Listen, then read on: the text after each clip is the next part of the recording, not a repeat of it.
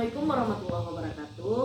Pada hari ini saya Hilda Hayati, CGP Angkatan 4 Kabupaten Tanah Datar, akan mewawancarai salah seorang guru saya, namanya Miss Feby. Selamat siang, Miss. Selamat siang, saya Ya, Miss Feby ini adalah salah seorang guru bahasa Inggris di SMA Nurul Ikhlas. Nah, pada hari ini saya akan mewawancarai Miss Feby ini terkait studi kasus. Ada kasus 2, Miss. Ini mengenai Pak Dodi. Pak Dodi ini seorang guru matematika di sekolah yang kebetulan misalnya Miss Feby sebagai kepala sekolah kebetulan itu memimpin di sekolah Tunas Gemilang gitu ya. Kemudian Pak Dodi ini guru yang kompeten, kemudian memiliki semangat belajar yang tinggi, menguasai bidang yang diajar, metode mengajarnya dimengerti oleh murid-murid. Cuman ada yang kurang dari Pak Dodi ini, Miss. Pak Dodi ini pengendalian emosinya dan pengelolaan waktunya bermasalah. Beberapa kali beberapa orang murid mengeluh kepada Miss Feby sebagai kepala sekolah bahwasanya Pak Dodi ini marah-marah kepada mereka gitu kan. Kemudian Pak Dodi juga sering, Miss, terlambat dalam pelaksanaan pembelajaran, terlambat membuat soal ujian, kemudian juga terlambat mengisi nilai rapor siswa. Nah, kejadian itu terus terjadi.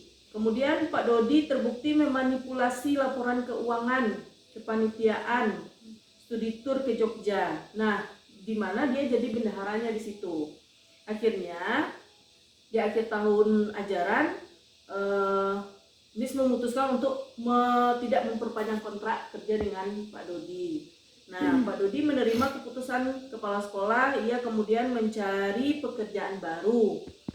Kemudian Pak Dodi juga secara personal meminta untuk memberi rekomendasi bila ada sekolah yang memintanya, dan Miss sudah menyetujuinya gitu. Nah, suatu hari Miss mendapat email dari bagian sumber daya manusia di sekolah Cahaya Hati yang meminta untuk mengisi lembaran rekomendasi gitu kan. Nah, sehubungan dengan lamaran Pak Dodi ke sekolah tersebut. Nah, di formulir itu ada tuh ditanyakan tentang pengendalian emosi, tentang pengelolaan waktu, juga tentang integritas. Nah, Miss sebagai kepala sekolah tahu betul nih bagaimana pengelolaan waktunya, bagaimana emosinya, bagaimana integritas dari Pak Dodi ini sendiri. Nah, Miss juga tahu kalau Pak Dodi ini kan kepala keluarga.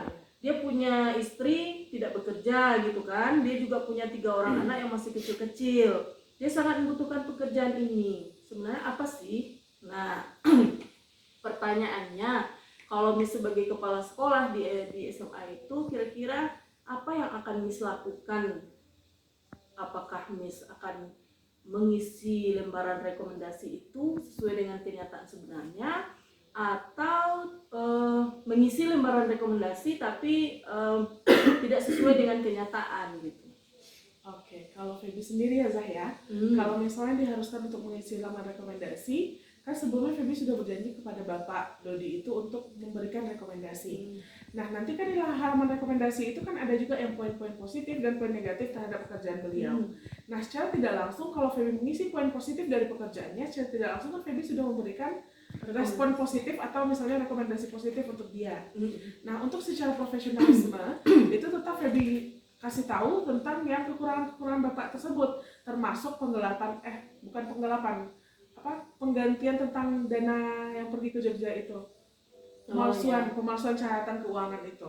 Karena kalau misalnya tidak diantisipasi dari awal, kalau misalnya Feby tetap memberikan rekomendasi sedangkan orang ini tidak bisa bekerja dengan baik, nanti takutnya pada saat di akhirnya takutnya dia melakukan kesalahan yang sama di sekolah itu. Nah, sedangkan dia bekerja di situ atas rekomendasi dari Feby gitu. Saya tidak langsung kelihatan dong kualitasnya kita merekomendasikan orang yang sebenarnya tidak capable di pekerjaan itu. Jadi hasil akhirnya akan berimbas kepada sekolah juga nantinya. Guru yang sudah pernah mengajar di sekolah itu ternyata memiliki track record yang buruk seperti itu, Zah. Nah, tapi bagaimana dengan pertimbangan keluarganya, Miss? Nggak kasihan misalnya kalau dia nggak kita kasih rekomendasi yang bagus, kan otomatis dia nggak akan diterima kan di sekolah itu. Gimana dengan istrinya gitu kan? Apakah tidak perlu kita melihat paradigma rasa peduli gitu kan, rasa kasihan gitu kepada yang bersangkutan gitu. Oke. Kalau menurut Feby sendiri ya Zahya, kalau misalnya untuk masalah keluarganya atau kehidupan anaknya dan istrinya, mungkin kalau dari sisi kemanusiaannya, Feby sebagai kepala sekolah yang notabene mungkin memiliki penghasilan lebih, mungkin Feby akan memberikan pinjaman untuk modal usaha dia dan istrinya. Karena nggak mungkin kan kalau misalnya istrinya tidak bisa memasak apa-apa. Pasti bisa, misalnya istrinya memasak sambal untuk sehari-hari kah, atau misalnya memasak kue atau apapun itu, nanti itu kan bisa dijual juga. Jadi Feby akan kasih ide untuk buka peluang usaha dulu untuk dia. Jadi memberikan mungkin modal seikhlasnya aja, mungkin misalnya 1 juta atau berapa yang Feby mampu, dan seenggaknya dia bisa berusaha dari uang yang Feby berikan.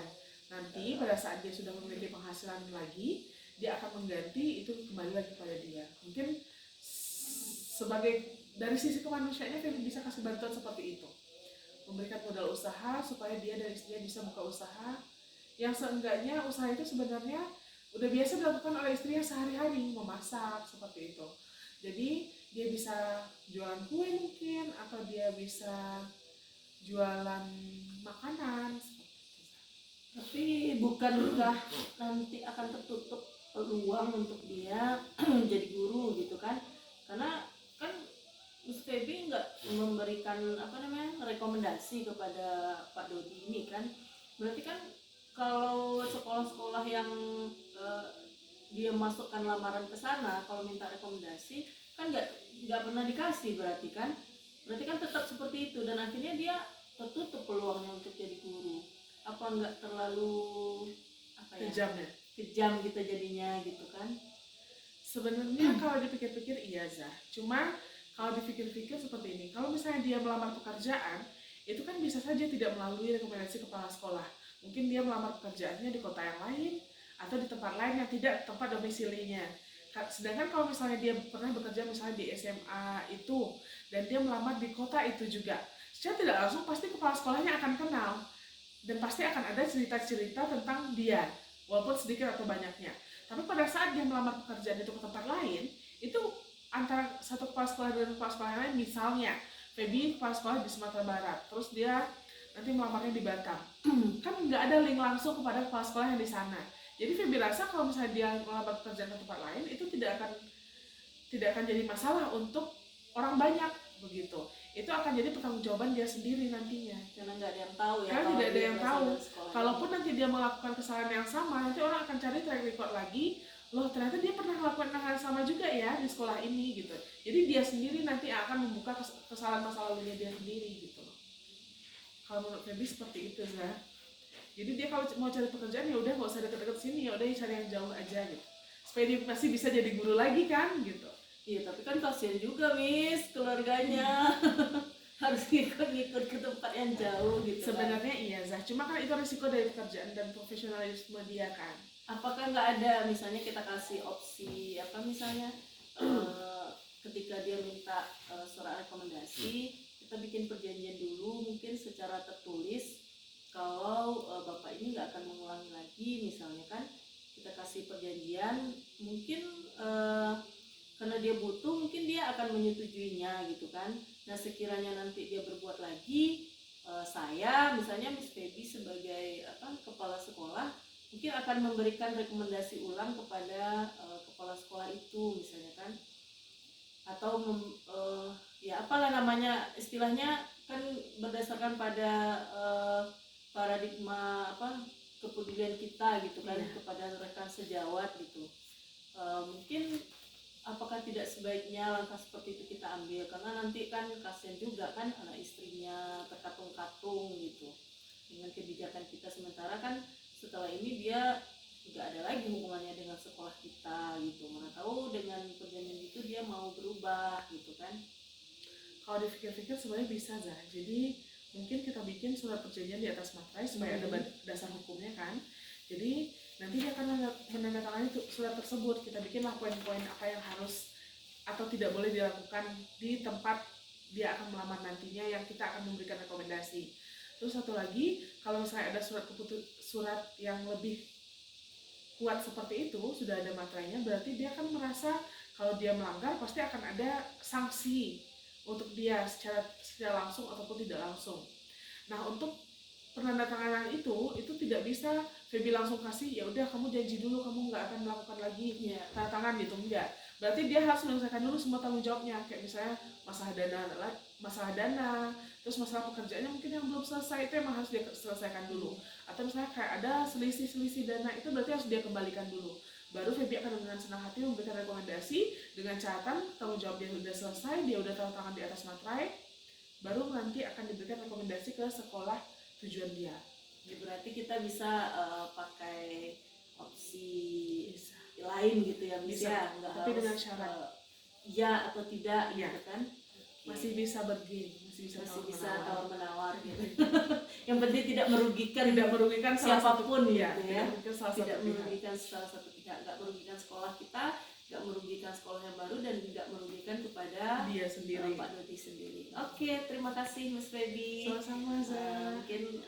Mungkin itu saja diskusi kita dengan Miss Feby terkait kasus 2. Mudah-mudahan nanti ada pembahasan untuk kasus-kasus berikutnya. Terima kasih. Assalamualaikum warahmatullahi wabarakatuh. Assalamualaikum warahmatullahi wabarakatuh.